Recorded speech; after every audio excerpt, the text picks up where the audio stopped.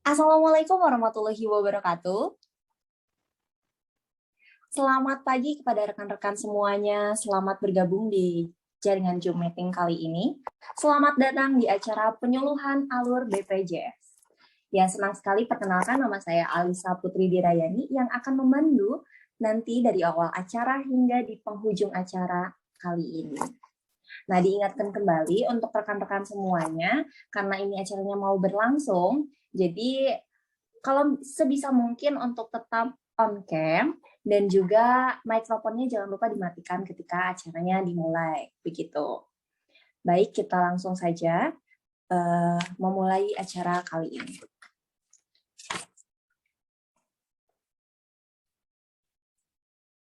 Bismillahirrahmanirrahim. Assalamualaikum warahmatullahi wabarakatuh.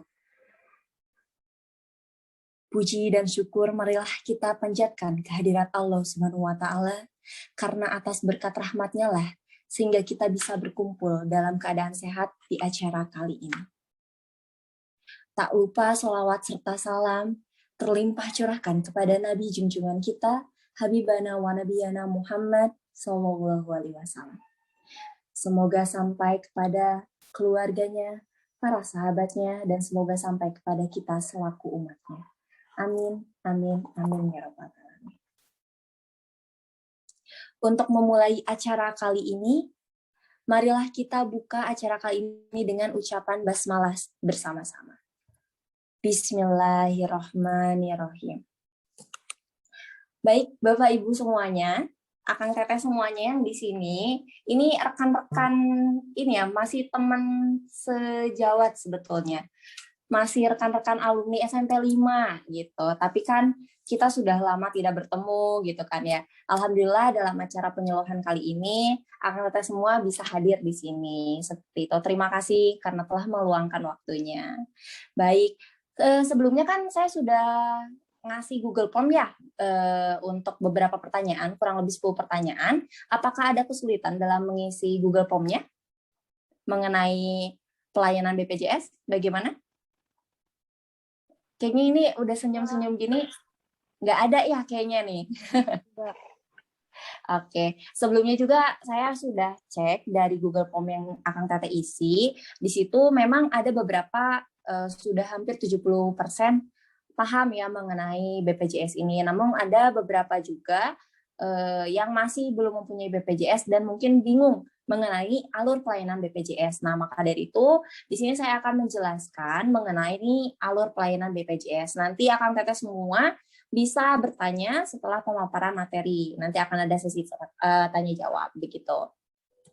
Baik, kita langsung saja kepada pemateri. Nah, di sini saya sudah merangkum mungkin ya beberapa pertanyaan yang mungkin muncul di benak Akang Teteh semuanya mengenai apa sih BPJS itu. Ada yang tahu tidak sebelumnya kepanjangan dari BPJS itu apa?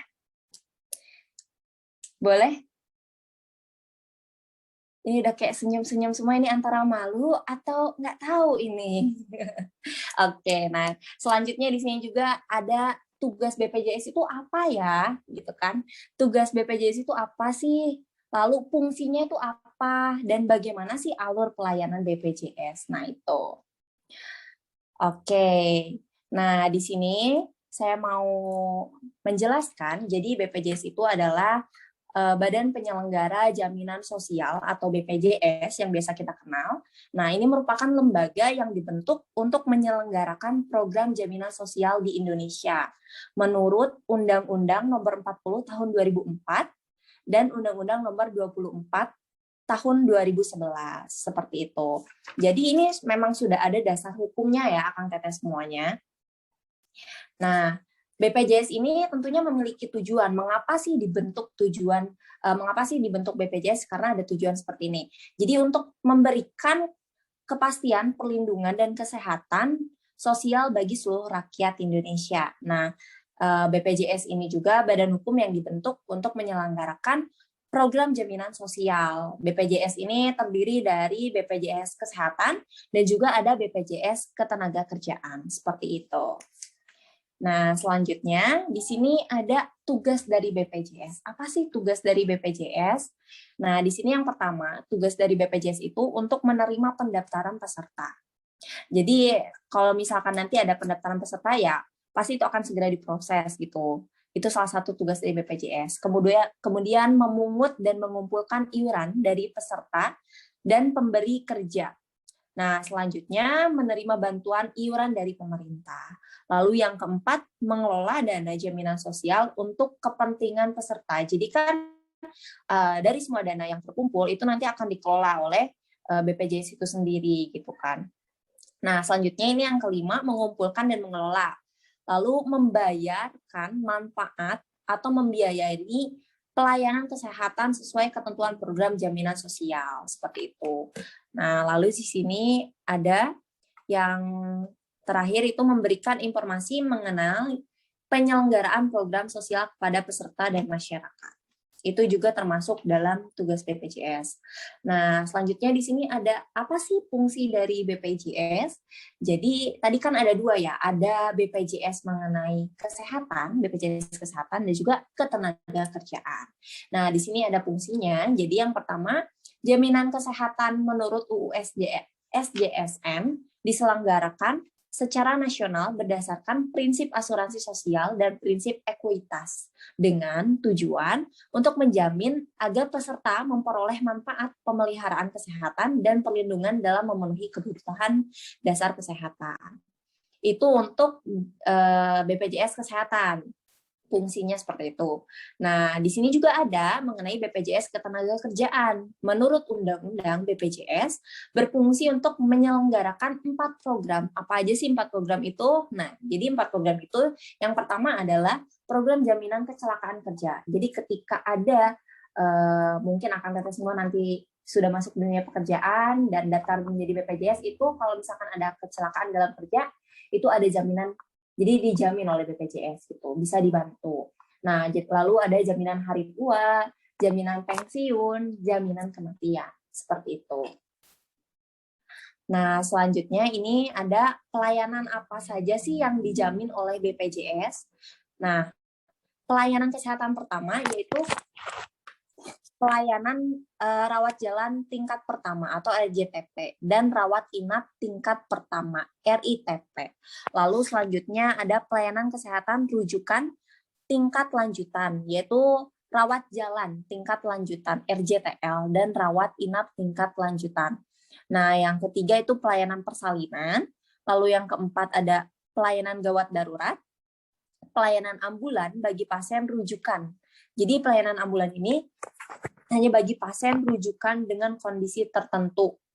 Jadi bisa menggunakan pelayanan ambulan antar fasilitas kesehatan seperti itu. Nah, lalu yang keenam yaitu pemberian kompensasi khusus bagi peserta di wilayah tidak tersedia fasilitas kesehatan yang memenuhi syarat seperti itu. Nah, di sini ada alur pelayanan BPJS Kesehatan. Yang pertama, di sini bisa dilihat. Nah, tentunya dari kita, masyarakat terlebih dahulu. Ya, jadi ketika Akang Teteh semua berobat, nih ke pelayanan kesehatan tingkat 1, seperti misalkan puskesmas, poliklinik, dokter praktek, klinik 24 jam. Nah, ketika pada saat Akang Teteh semua diperiksa di sana, ternyata memang harus dirujuk ke kesehatan yang lebih lanjut gitu, ke yang lebih besar seperti rumah sakit yang memang bekerja sama dengan BPJS, maka nanti puskesmas, poliklinik, dokter prakteknya atau klinik 24 jam itu akan memberikan rujukan kepada rumah sakit yang dituju, yang tentunya bekerja sama dengan BPJS. Nah, setelah mungkin diproses dan ter-ACC gitu, nanti akan kita semua ini tinggal memberikan rujukannya ke rumah sakit tersebut gitu. Jadi tinggal datang saja dan menunjukkan. Nah, bisa juga Akang Teteh mendapat rujukan untuk yang emergensi atau gawat darurat seperti itu. Nah, di sini sudah menyampaikan sedikit ya. Tadi saya tuh tidak terlalu menyeluruh karena di sini akan ada sesi tanya jawab. Itu akan lebih baik kalau misalkan kita berdiskusi. gitu. Jadi pemahamannya lebih dalam lagi. Gimana nih, Akang Teteh semua, ada yang mau ditanyakan tidak mengenai tadi? Boleh mungkin kalau misalkan ada yang ingin ditanyakan, Akang Teteh semua boleh di-unmute saja, atau misalkan boleh menggunakan fitur chat-nya, di raise hand dulu saja, tidak apa-apa kalau misalkan mau di-unmute. Boleh mungkin dari Akang Teteh semua? Ada yang ingin ditanyakan?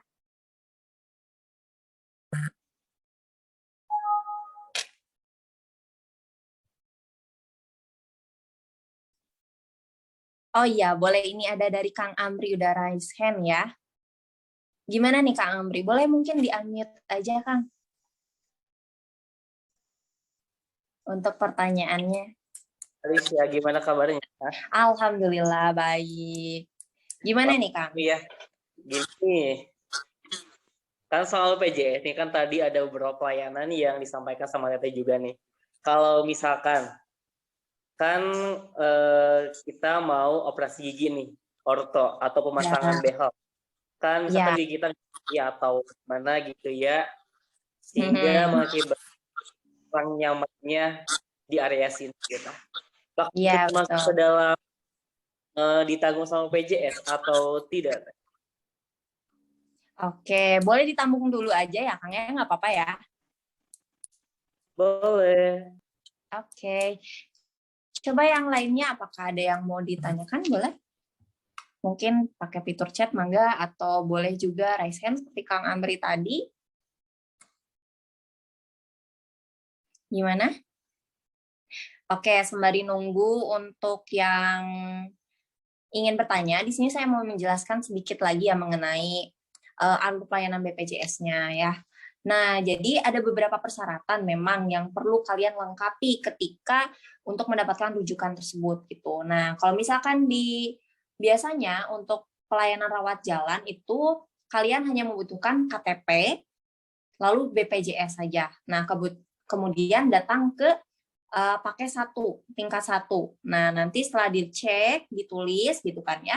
Nanti kemudian diperiksa oleh dokter pakes tingkat 1, setelah itu baru akan ada diresepkan obat dan bisa ditebus di apotek yang pakai tingkat 1. Nah, lalu ada juga perbedaan untuk yang rawat inap. Nah, kalau misalkan untuk rawat inap itu ada persyaratannya ditambah KTP, fotokopi KTP-nya, fotokopi kartu keluarga, lalu kartu BPJS, dan fotokopi kartu BPJS-nya, dan surat rujukan dari pakai 1. Jadi kalian ketika sudah mendapatkan surat rujukan tersebut, biasanya kan kalau sekarang sudah serba online ya, jadi mudah gitu untuk dilakukan gitu. Nah, nanti tinggal datang saja ke rumah sakit gitu yang sudah yang memang bekerja sama dengan BPJS dan sudah ditujukan dalam surat rujukan dari pakai 1 itu gitu. Jadi tinggal datang menunjukkan, biasanya langsung diproses seperti itu. Nah, ini kayaknya belum ada yang nanya lagi nih kayaknya. Udah ada yang raise hand belum ya? Belum ya? Oke. Nah, di sini sembari saya mau menunggu jawaban untuk dari Kang Amri, di sini mau memperlihatkan video untuk pembuatan kartu BPJS. Karena tadi tuh saya lihat di Google Form ada yang belum memiliki kartu BPJS. Nah, di sini saya mau memperlihatkan videonya. Mungkin ya Kang Teteh semua ada yang masih bingung, di sini saya perlihatkan sebentar.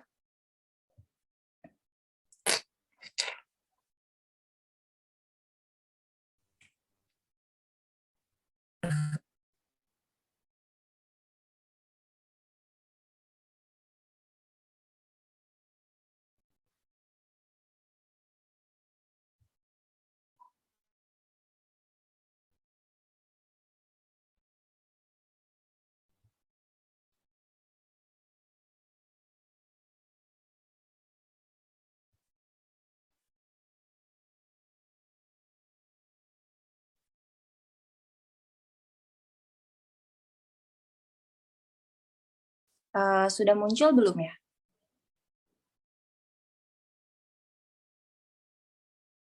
Oke, sudah ya. Nih, Teh Natasha udah ngangguk-ngangguk, udah berarti. Oke, boleh.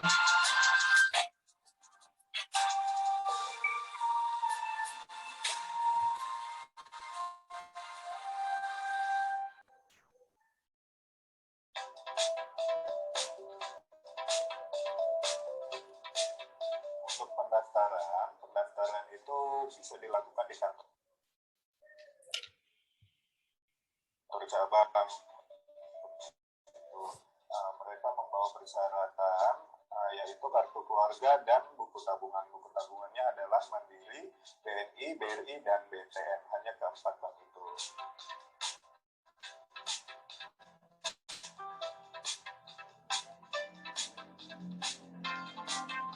Jadi ketika mereka membawa buku tabungan dan kartu keluarga, mereka mengisi formulir ke kantor cabang. Untuk buku tabungannya itu untuk kelas 1 dan 2. Untuk yang kelas 3 tidak perlu membawa buku tabungan, cukup kartu keluarga dan mengisi formulir.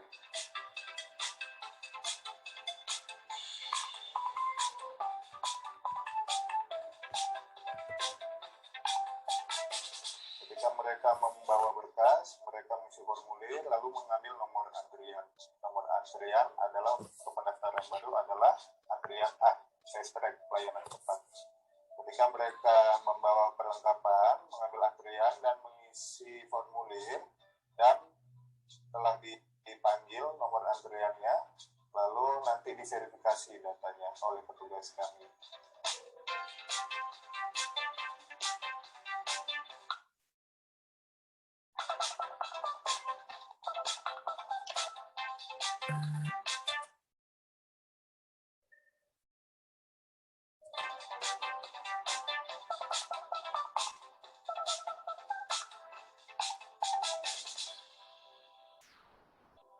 Pendaftarannya 14 hari. Jadi ketika mereka tadi dilanjutkan ketika mereka daftar, mereka nanti diinformasikan oleh petugas frontliner-nya bahwa kartu akan dikirim setelah Bapak Ibu melakukan pembayaran.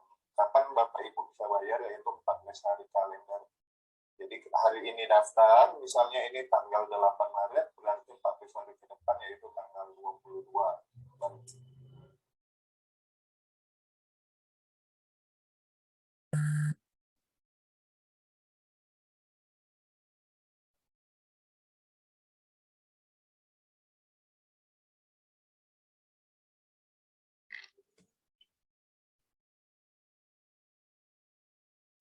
Baik, jadi itu tadi untuk pendaftaran untuk pembuatan kartu BPJS. Jadi cukup mudah ya, dan kalau misalkan ada Akang Teteh semua ada yang mau membuat kartu BPJS tersebut, itu tidak bisa diwakilkan, jadi harus datang gitu. Dan sekarang sudah mudah gitu, kita datang juga ke sana sudah serba virtual ya, jadi cukup mudah gitu, tidak sulit kok, tidak sesulit yang dibayangkan. Karena kan kebanyakan orang itu belum juga mencoba itu sudah takut mikir, aduh gimana ya nanti di sana, aduh gimana ya harus kemana ya. Nah itu tadi sudah ada gambaran kan sedikitnya gitu mengenai cara pendaftaran untuk membuat kartu BPJS. Oke, kita lanjut ke pertanyaan Kang Amri tadi. Nah, jadi Kang Amri ini mau membetulkan giginya dengan orto ya, atau behel biasanya orang-orang kita nyebutnya di behel, cina merah pih gigi. Nah, sebetulnya untuk pelayanan yang tidak dijamin oleh BPJS itu ada beberapa gitu. Selain yang tadi itu tidak dijamin. Jadi memang untuk yang orto ini tidak termasuk dalam jaminan BPJS karena termasuk ke dalamnya estetika. Yang berbentuk estetika itu perawatan yang berbentuk estetika tidak dijamin oleh BPJS. Seperti misalkan Akang Teteh mau operasi plastik itu tidak bisa dijamin oleh BPJS, tidak bisa dibantu. Nah, orto juga sama. Namun untuk misalkan Kang Amri pengen scaling gigi, membersihkan gigi, nah itu masuk ke dalam BPJS, ya Kang. Jadi kalau untuk orto tidak, tapi misalkan untuk scaling, tambal, itu masih masuk ke dalam jaminan BPJS gitu. Nah, yang tidak dijamin BPJS juga seperti misalkan kecelakaan yang memang didasari oleh diri kita sendiri, kesalahan yang fatal dari diri kita seperti misalkan mabuk-mabukan, lalu kecelakaan itu tidak bisa dijamin oleh BPJS seperti itu. Ya, cukup jelas ya Kang Amri, gimana? Jelas Teh, sudah menemukan jawaban gitu. Oke, kalau dari yang lainnya gimana nih? Ada yang mau ditanyakan lagi tidak? Atau memang sudah cukup jelas? Karena kan ini anak-anak muda gitu kan ya, ini generasi bangsa gitu. Kayaknya udah pinter-pinter kalau kayak gini ya. Tapi ini nggak apa-apa, diulas aja gitu, dibahas aja. Takutnya ada yang memang kurang paham, bisa ditanyakan. Kita sharing aja gitu, diskusi. Wah, ini ada Teh Natasha nih, mau nanya apa nih Teh Natasha? Boleh dong di-unmute Teh. Oke, Alisa, aku mau nanya nih. Ya. Karena kan ini termasuk problem banyak orang juga. Kenapa? Karena nggak, jadi susah buat mau pakai BPJS gitu kan. Jadi problemnya adalah banyak orang yang kalau datang ke rumah sakit untuk kayak misalnya buat dirujuk atau apapun itu, kayak sakit mau diinfus atau misalnya mau ada operasi atau yang lainnya, kalau orang yang pakai BPJS tuh tidak didului, kayak nggak diutamakan gitu. Jadi lebih diutamakan yang tidak memakai BPJS. Nah, itu kan salah satu problemnya tuh. Ya, betul. Nah, jadi kenapa gitu loh? Tidak diutamakan, sedangkan kan orang yang pakai BPJS kan semuanya tidak memerlukan juga gitu kan, apalagi penanganan yang cepat gitu kan, karena mereka sakitnya misalnya parah gitu. Nah, mengapa? Oke, di sini saya bantu jawab ya. Mungkin boleh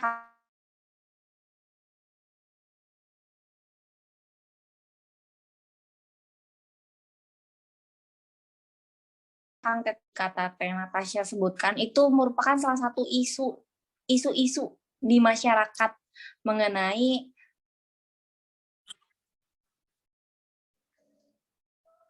maaf, ada sedikit kendala. Baik, dilanjut lagi ya. Nah, jadi memang itu menjadi salah satu isu gitu di masyarakat. Nah, kenapa sih gitu kan yang ditanyakan, kenapa sih? Sebetulnya dari pemerintah itu sudah menetapkan beberapa aturan yang memang baik. Tapi balik lagi, aturannya itu sudah baik, tapi yang dilaksanakan itu kan beda lagi ya. Setiap orang yang melaksanakannya itu beda. Jadi aturannya memang sudah baik, tapi mungkin yang melaksanakan tugasnya itu yang kurang baik seperti itu. Nah, kalau misalkan itu mungkin tidak semua seperti itu kok. Di beberapa rumah sakit itu bahkan yang BPJS tetap dilayani. Namun ketika ada mungkin pasien yang datang dan ruangannya mungkin full, itu kan memang dibatasi ya. Jadi dari dalam rumah sakit itu tidak ada batasannya yang menggunakan BPJS seperti itu.